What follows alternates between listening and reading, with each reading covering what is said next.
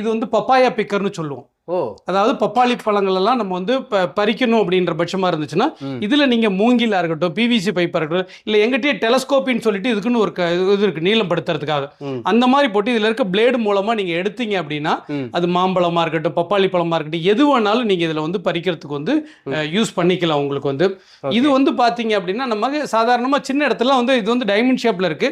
களை வளர்றது வேற, களை வந்து படர்ந்து போறதுன்னு ஒண்ணு இருக்கும். நீங்க இதை வச்சு தள்ளுறப்ப என்ன ஆகுன்னா, நம்ம எப்படி தலையில வந்து மொட்டை அடிக்கல ஷேவ் பண்றோமோ அந்த மாதிரி மண்ணை வந்து என்ன பண்ணா ஒரு 4 இன்ச்சு ஒரு அரை இன்ச்சுக்குள்ள வந்து பண்றப்ப அதோட வேரெல்லாம் கட் பண்ணிட்டு வந்துடும். ஸோ அப்போ ஒரு மழை பெஞ்ச உடனே பண்ணி போட்டீங்க 2 வெயில காஞ்சிருச்சுன்னா அந்த கொடியெல்லாம் வந்து காஞ்சு பண்ணிடும்.